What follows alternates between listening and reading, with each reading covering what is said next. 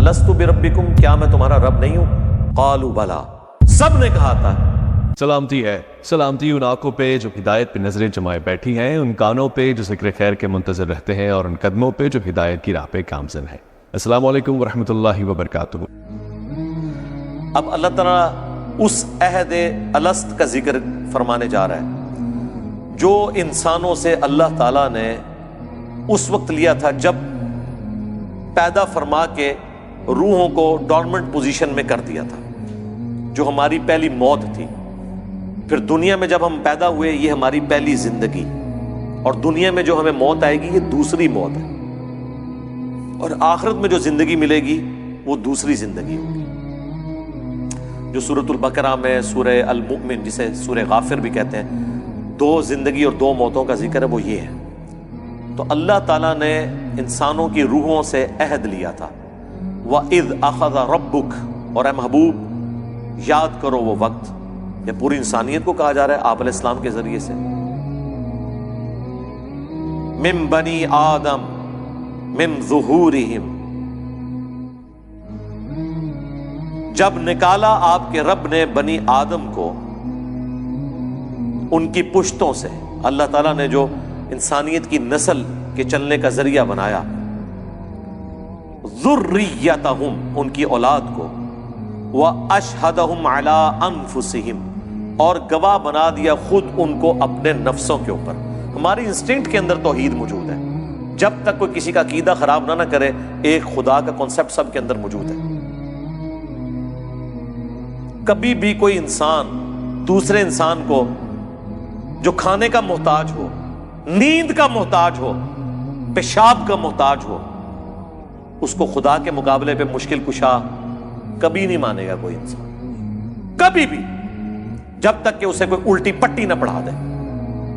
اپنی انسٹنکٹ میں ہر انسان توحید کے اوپر ہوتا ہے، جو بخاری میں حدیث ہے کہ انسان فطرت پہ پیدا ہوتا ہے، اس کے ماں باپ اسے یہودی، نصرانی یا مجوسی بنا دیتے ہیں، انسان پیدا فطرت کے اوپر ہوتا ہے۔ اور اس کو آپ ایکسٹراپولیٹ کر لیں آج کل کے دور میں کہ انسان پیدا تو مسلمان ہوتا ہے، اس کے ماں باپ اس سے بھی بڑھ کے اس کے محلے کی مسجد اسے بریلوی، دیوبندی، اہل حدیث اور شیعہ بنا دیتی ہے۔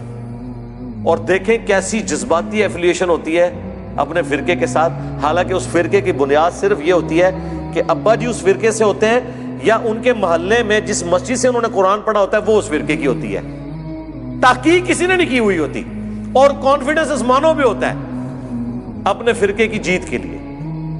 جس طرح کرکٹ کی اور ہاکی کی ٹیمیں ایک ملکوں کی دوسرے ملکوں کے ساتھ اپنے ملک کی محبت میں کر رہے ہوتے ہیں، وہی والا حساب ہوتا ہے، علمی کوئی دلیل نہیں ہوتی، جذباتی ہوتی ہے۔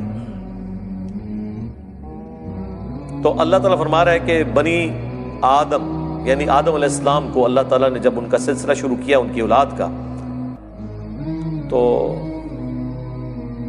ان کی جانوں کے اوپر وہ خود گواہ ہوئے اس بات کے کہ اللہ تعالیٰ نے ان سے یہ عہد لیا تھا۔ عہد الست کہا جاتا ہے اردو میں، یہ بڑا ایک مشہور، یعنی ایک ٹرمنالوجی کے طور پر آتی ہے بات، وہ یہی سورۃ الاعراف کی آیت نمبر 172 ہے۔ الست بربکم، کیا میں تمہارا رب نہیں ہوں؟ قالوا بلا، سب نے کہا تھا یا اللہ ایسا ہی ہے، کیوں نہیں؟ شہدنا، ہم نے گواہی دی، ان تقولوا یوم القیامت انا کنا عن ھذا غافلین، اللہ تعالیٰ فرماتا ہے کہ یہ ہم نے عہد تم سے اس لیے لیا تاکہ قیامت کے دن تم یہ نہ کہنا شروع کر دو کہ اللہ ہم تو دنیا میں غافل تھے، ہمیں تو پتہ ہی کچھ نہیں تھا۔ یعنی اگر کسی کے پاس کسی نبی کی دعوت نہیں بھی پہنچی ہوئی، جو اللہ نے اسے اخلاقی حص دی ہے اس کی وجہ سے ہی وہ اکاؤنٹیبل ہے۔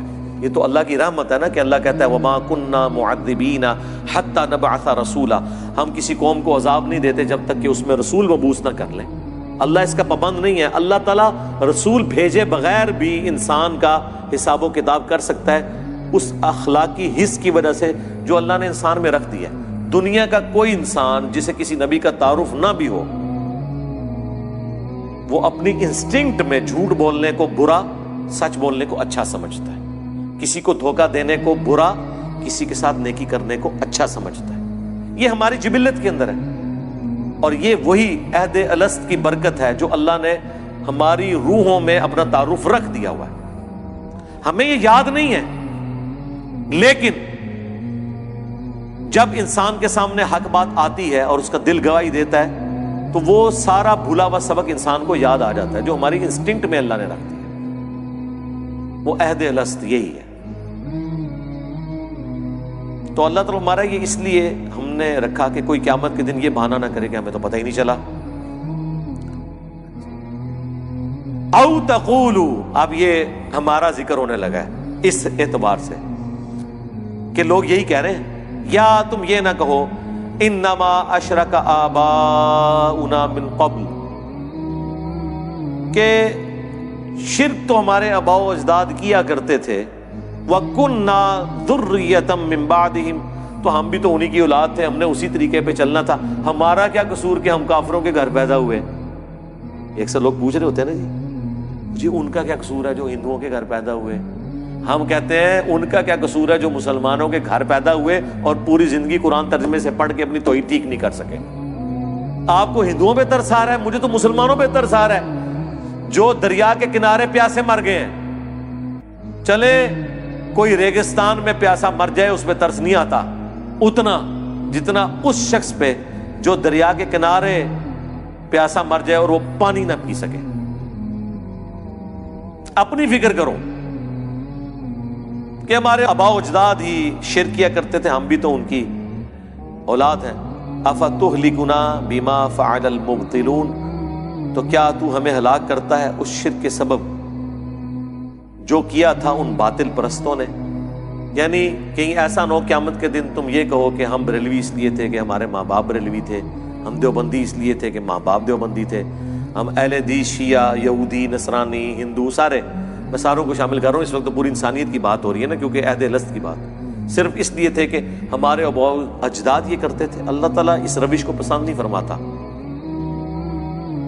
اس لیے اللہ نے کہا ہم نے تم میں عقل رکھی ہے کہ تم جو عہد الست جو تمہارے ساتھ ہوا تھا اس کے اوپر تفکر کر کے حق بات تک پہنچنے کی کوشش کرو.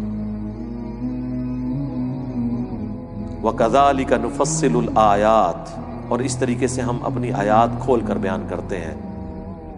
وَلَعَلَّهُمْ يَرْجِعُونَ، تاکہ وہ اس میں غور و تفکر کریں اور واپس پلٹ آئیں، کفر سے باز آ جائیں. اب میرے بھائیو اگلی 2 آیات کے اندر بلعام بن باعورہ کا ذکر آنے جا رہا ہے. ہاں